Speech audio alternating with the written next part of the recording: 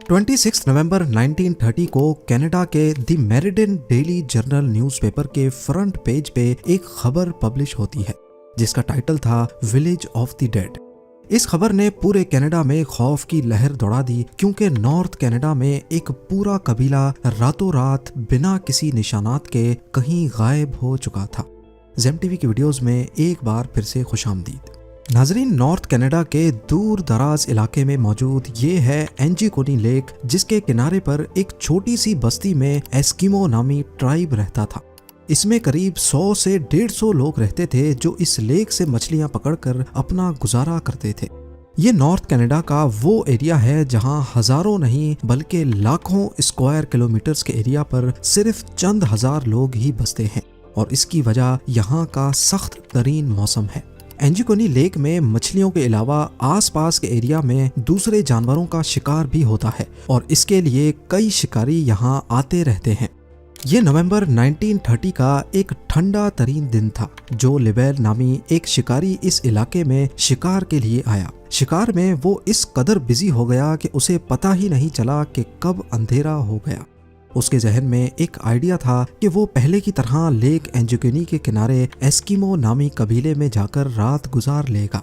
इस कबीले के लोग बाहर से आए लोगों की खुशामद करने के लिए काफी मशहूर थे, लिहाजा जो लिबेल ने अपना सामान बांधा और एस्किमो की तरफ कदम बढ़ाने लगा। ये एक चांदनी रात थी, लेकिन दूर दूर तक बिल्कुल खामोशी छाई हुई थी। ना ही कोई शख्स नजर आ रहा था और ना ही किसी की आवाज। वो सिर्फ अपने कदमों की आवाज सुन पा रहा था। हालांकि जो पहले भी ऐसा कर चुका था, लेकिन आज कुछ न कुछ एबनॉर्मल जरूर था।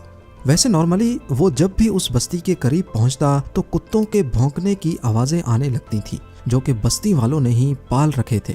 लेकिन आज के दिन बस्ती के करीब पहुंचने पर भी सिर्फ वीरानी और सन्नाटा था। ये सब महसूस करते हुए जो ने अपने कदमों की रफ्तार को बढ़ा दिया। उसको लग रहा था कि शायद गांव वाले सो रहे हैं या फिर कहीं गए हुए हैं। अब दूर से ही वो बस्ती के खैमे भी देख पा रहा था, जिनमें से धुआं उठता हुआ भी दिखाई दे रहा था। लेकिन करीब पहुंचने पर भी उसको किसी की आवाज सुनाई नहीं दी। फाइनली जब जो लिबेल बस्ती में दाखिल हुआ तो वो ये देखकर हैरत ज़दा रह गया कि यहाँ पर ना कोई इंसान है और ना ही कोई जानवर। पर जो के लिए हैरानी की बात ये थी कि कुछ घरों के ऊपर से धुएं उठते हुए दिखाई दे रहे थे कि जैसे इनके अंदर कोई मौजूद हो।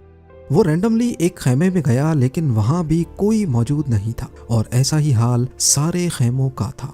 शायद जो ये सारा मंजर देखा अनदेखा करके वहां से चला जाता, लेकिन एक चीज ऐसी थी जिसने जो को और ज्यादा परेशानी में डाल दिया। कुछ घरों में खाना पकाने वाले बर्तन चूल्हे के ऊपर मौजूद थे, लेकिन उनमें खाना जल चुका था। यानी किसी ने रात के लिए खाना बनाने के लिए रखा तो था, मगर वो खा ना सके। यहाँ तक के बस्ती की औरतें जो कपड़े सिलाई करती थीं, वो कपड़े भी वहाँ मौजूद थे और सुई में धागा भी डला हुआ था।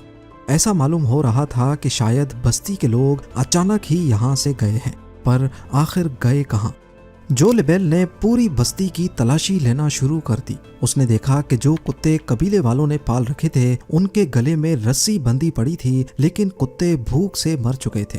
हालांकि कुत्तों के सामने खाना भी मौजूद था, पर उनको खाना देने वाला कोई इंसान वहाँ मौजूद नहीं था।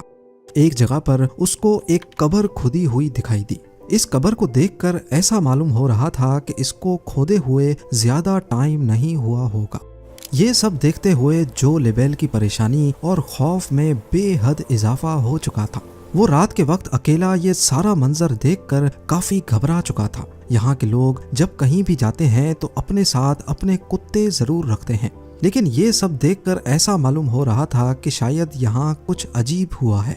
कोई ऐसी अनहोनी हुई है जिसने लोगों को अचानक से कहीं जाने पर मजबूर कर दिया है। इतना मजबूर कि वो अपने कुत्ते भी छोड़ गए, कपड़े, खाना और जलती हुई आग को भी बुझा ना सके। जो ये सब कुछ देखकर ज्यादा देर बर्दाश्त ना कर सका और जल्द अज जल्द करीबी टेलीग्राफ ऑफिस पहुंच गया। वहां से उसने रॉयल कैनेडियन माउंटेड पुलिस के कैंप्स पर राब्ता किया और उनको आंखों देखा हाल बयान कर दिया। पुलिस जब गांव में पहुंची तो जो लिबेल ने जो कुछ बताया था वो सच साबित हुआ। पुलिस को शक हुआ कि शायद यहाँ किसी ने हमला किया है और बस्ती के सारे लोगों को मार दिया है। लेकिन अगर ऐसा होता तो बस्ती में कहीं तो खून के निशानात मिलते। खून ना मिलता तो मार धाड़ की वजह से कुछ सामान ही बिखरा होता। पुलिस ने फौरन गांव वालों को ढूंढने के लिए एक सर्च ऑपरेशन का आगाज कर दिया। इस सर्च ऑपरेशन में एक बहुत ही अनोखी चीज देखने को मिली जो शायद जो ने भी नोटिस नहीं की थी। सारी बस्ती बर्फ से ढकी हुई थी, लेकिन उस बर्फ पर किसी के भी पांव के निशानात नहीं थे। वहां सिर्फ एक ही शख्स के पांव के निशानात थे और वो जो लेबेल के अपने थे। यानी अगर इस बस्ती में जो के अलावा कोई आया नहीं और कोई गया नहीं तो फिर बस्ती वाले गए तो गए कहाँ। लेक के ऊपर भी बर्फ जमी हुई थी और बस्ती वालों की कश्तियां जमीन पर खड़ी थी। क्योंकि इस मौसम में मछलियों का शिकार नहीं होता, इसी वजह से कश्तियों को जमीन पर खींचकर पार्क कर दिया जाता था। अगर तो बस्ती वाले लेक में तैर कर कहीं जाते या उनको किसी ने मारकर लेक में फेंक दिया होता तो लेक के ऊपर बर्फ की लेयर कहीं ना कहीं से जरूर टूटी या बिखरी हुई होती। पुलिस को इन्वेस्टिगेशन में ये भी मालूम पड़ा कि ये लोग जो के यहाँ आने से 8 दिन पहले ही गायब हो चुके थे, क्योंकि कुत्तों की मौत 1-2 रोज भूखा रहने की वजह से नहीं होती और घरों से निकलने वाला धुआं इस बात की निशानी थी कि इनको यहाँ से गए ज्यादा अरसा नहीं गुजरा, क्योंकि ये वो धुआं था जो लकड़ियां बुझ जाने के बाद भी काफी देर तक निकलता रहता है। पुलिस वालों के सामने ढेर सारे सवालात थे, लेकिन जवाब एक भी नहीं। कई महीनों के सर्च ऑपरेशन के बाद पुलिस ने आखिरकार इस केस को अनसॉल्व का ठप्पा लगाकर हमेशा हमेशा के लिए बंद कर दिया और वक्त के साथ साथ लोग भी इसको भूल गए। इस वाक़े के 50 सालों के बाद 1984 में रॉजर बोर और निजेल ब्लंडल नामी राइटर्स ने एक आर्टिकल लिखा और इस पूरे मामले को एलियंस से जोड़ने की कोशिश की। उन्होंने अपने आर्टिकल में बताया कि जब वो लोग इस एरिया को एक्सप्लोर करने एंजुकनी लेक के पास गए तो उन्हें वहाँ एक शिकारी और उसके 2 बेटे मिले। उन्होंने बताया कि अक्सर उन्होंने झील के ऊपर उड़ते हुए कुछ ऑब्जेक्ट्स देखे हैं जिनकी शेप मुख्तलिफ होती है और वो उसी बस्ती की तरफ उड़ रहे थे जहाँ एस्किमो ट्राइब रहता था। इस स्टोरी को बेस बनाकर ये बताया गया कि शायद उस रात एलियंस उतरे थे और बस्ती में मौजूद सभी लोगों को वो अपने साथ ले गए। एलियंस की मौजूदगी और उनके हमले का इन दोनों राइटर्स के पास कोई भी ठोस सबूत नहीं था, इसलिए ज्यादातर लोगों ने इस पर यकीन नहीं किया और इस थ्योरी को रिजेक्ट कर दिया। इसके बाद कई लोगों ने एस्किमो कबीले की गुमशुदगी के बारे में अलग थलग कहानियां बनाना शुरू कर दी, लेकिन हकीकत यह है कि इस वाक़े को 100 साल होने को हैं, मगर आज तक इस सवाल का जवाब किसी के पास नहीं है कि आखिर एंजुकनी लेक की बस्ती के लोग बिना किसी निशानात के चले कहाँ गए। एस्किमो कबीले के गायब होने का मामला आज तक एक मिस्ट्री बना हुआ है।